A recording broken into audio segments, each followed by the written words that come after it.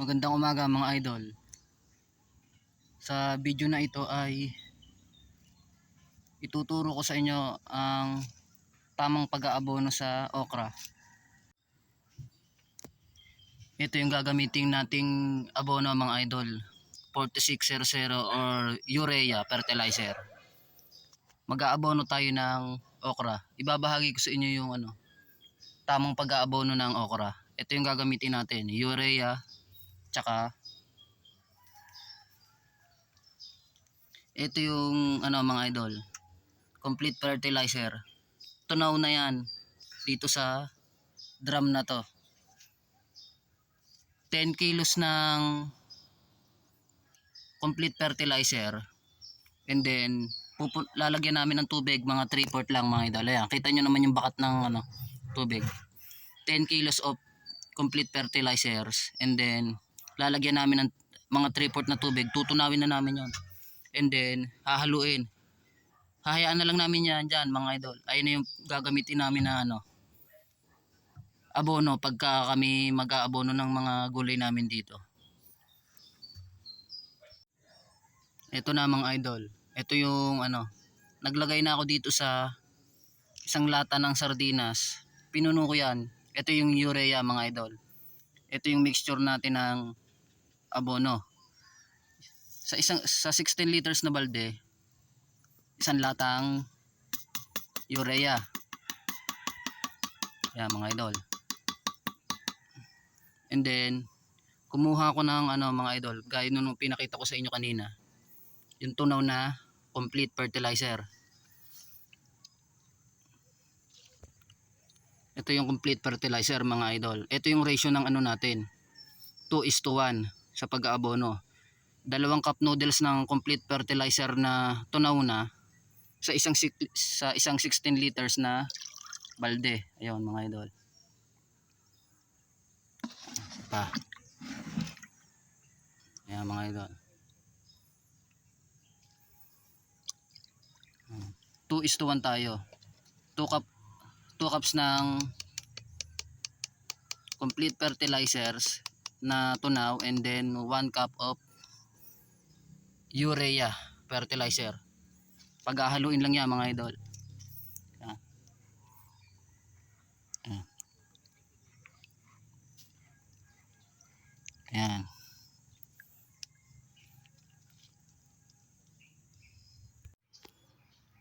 And yun mga idol, natimplahan ko na parehas ng abono. 2:1 parehas sila.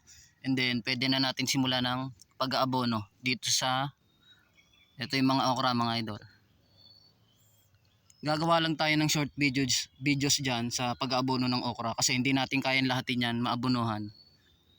Ang dami niyan mga idol. Ito yung gagamitin natin na pantakal mga idol. Sa isang punong ganto, isang puno ng okra. Kaya simulan na natin. Ito mga idol. Sa pag-aabono ng okra mga idol, dapat yung ipagdidilig natin ng abono nakapalibot dito sa pinakapuno niya. Huwag dito sa mismong puno. Kasi yung mga ugat niyan andito na nakakalat sa palibot niya. Para mas maganda yung mas absorb ng halaman yung pataba na gagamitin natin. Ito mga idol.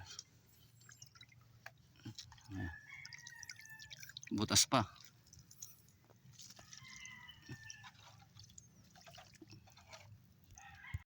Yan mga idol. Palibot lang dyan.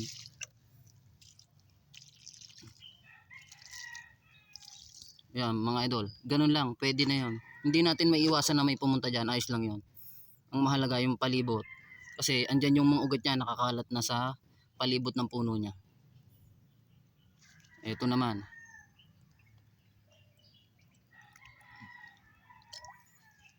Mga idol. Ito yung puno ng okra. Palibot lang.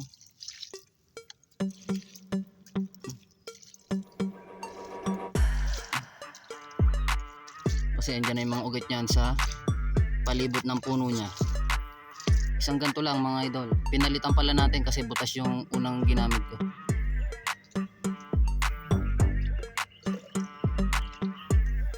next na tayo.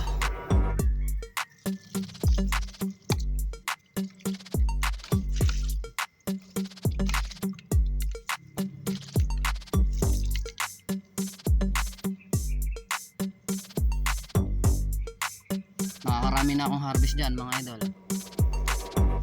Mataas na yung puno niya, nakakarami na tayo ng harvest dyan.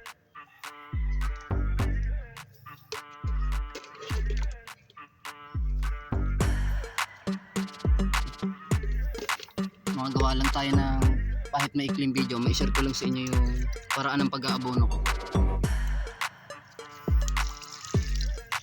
Yan.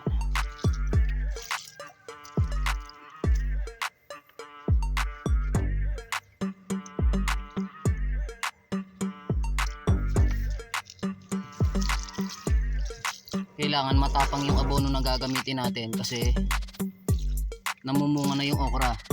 Mas maraming nutrients yung kailangan niya para sa pagpapalaki ng bunga niya, tsaka para dun sa mga tumuloy yung mga bunga niya na mga buko pa lang. Mas matapang na abono, mas maganda ang gagamitin natin.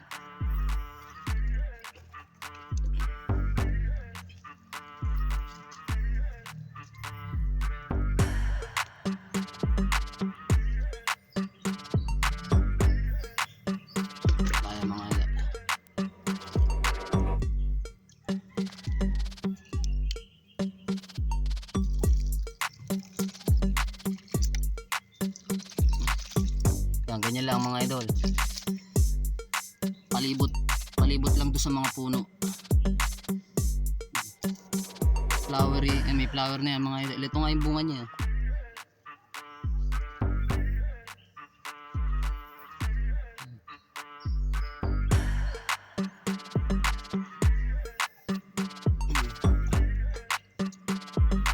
Siya nga pala mga idol.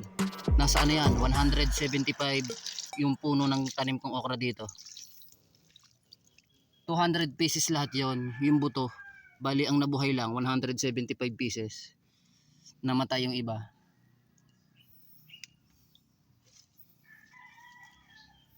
Yan mga idol. Pwede nang i-harvest ng isang to. Mahaba na siya.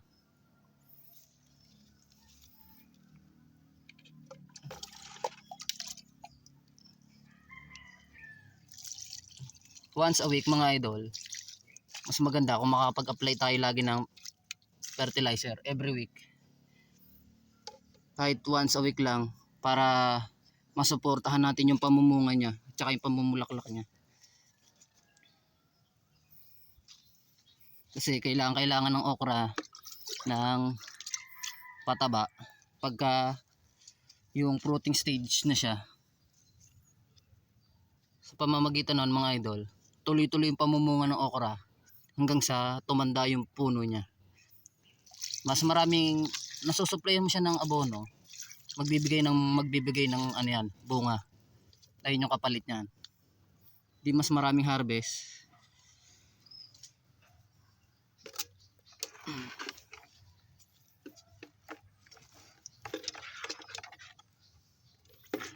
Bali susubukan kong abunuhan lahat yan ngayon mga idol.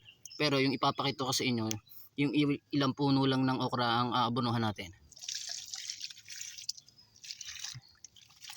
Mga idol. Yung mga suckers na yan, hindi ko na tinanggal yan. 3, 4, 5. Bali 5 yung suckers, hindi ko na tinanggal yan mga idol. Kasi magbibigay ng bunga yan pagka tumagal-tagal na.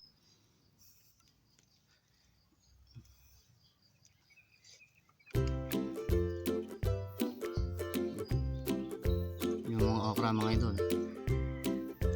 yung bulaklak niya.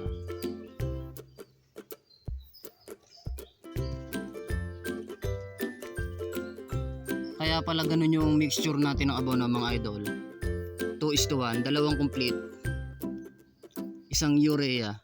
Kasi nga yung urea mga idol, para sa dahon yon, para sa pagpapaganda ng dahon, pagpapalago ng dahon. Kasi yung mga dahon nakakatulong yan sa pagpaparami ng bunga ng okra, yung sa production ng bunga niya. And then yung complete naman, para sa bunga yon mga idol, para itong mga ganitong kalilit na bunga, ayan, makikita nyo naman mga idol, para ayan tumuloy, lumaki sila hanggang sa ma-harvest natin. Kasi pag kulang tayo sa fertilizer or sa pataba, ito may chance na ano yan mga idol, mabulok and then malalaglag sila. Ganun lagi yung ano ko na experience ko sa okra. Pag kulang sila sa pataba, mabubulok yun and then malalaglag, sayang naman. Kaya kailangan nasusuportahan natin sila ng mga nutrients na kailangan nila. Ayan mga idol, katulad nyan, yung mga ganyan kailangan ng abono nyan para sila lumaki, tumuloy at lumaki yung bunga. Kaya mga idol, ayan, kailangan nila ng fertilizer.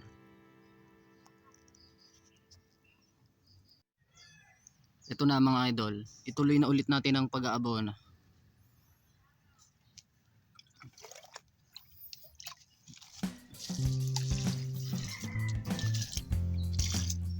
Malaki na puno ng mga okra mga idol.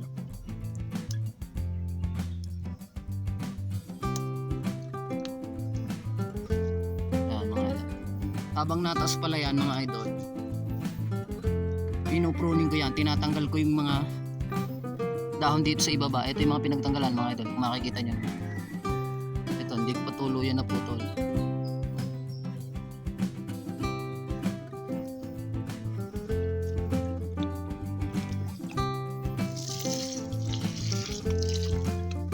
Bibigay ng maraming bunga yan mga idol, kasi nasusuplayan natin ng pataba.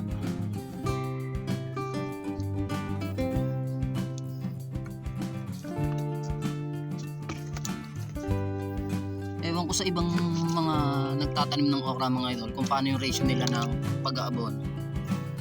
Kasi kami, nakagawian na namin to, nakasanayan na 2:1 lagi pagka may mga namumunga kaming kulay na.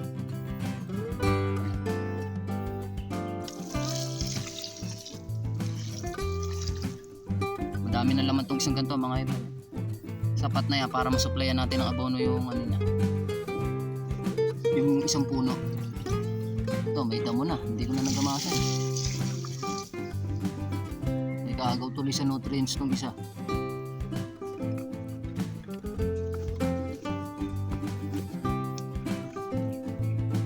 Ito yung isa mga idol, tatakpan na ng mga spinach. Tatanggalin ko na yung mga spinach na yan pagka pwede na. Makukuhanan pa natin ng binhi yan yung spinach Isang okra lang naman ang naanuhan nila, ayos lang yan.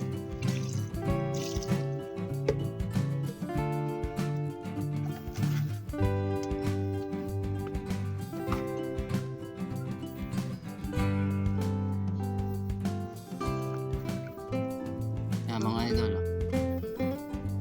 pwede nang harvestin yan, panluto na.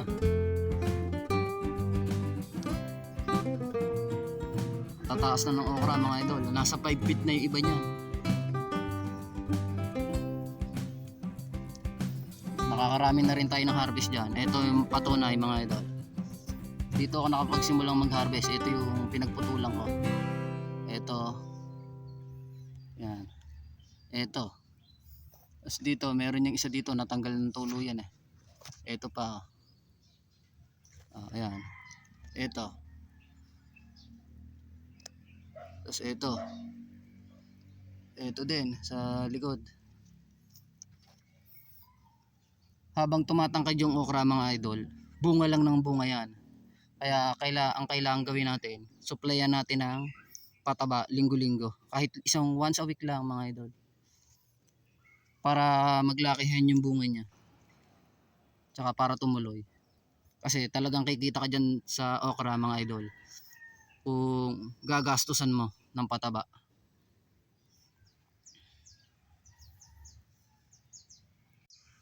Ayan pa yung ibang mga okra mga idol, kita nyo naman yung mga bulaklak nila. Aabonohan natin lahat yan, paikot. Yan, puro okra lahat yan mga idol, paikot. Siguro mga idol, tatapusin ko na muna tong video na to tungkol sa pag-aabono ng okra. Ito yung abono. Para mabilis kong matapos abonohan lahat. Hindi ko na ipapakita. Sa pag-abono ng okra mga idol, kung may iba pa kayong tips na may ibabahagi sa akin, paki-comment nyo na lang. Malaking tulong sa atin yan. May kanya-kanya kasi tayo ng way ng pag-aabono eh. Sana maibahagi nyo din yung inyo. So yun lang muna mga idol. Salamat sa inyong suporta at panonood. Thanks for watching.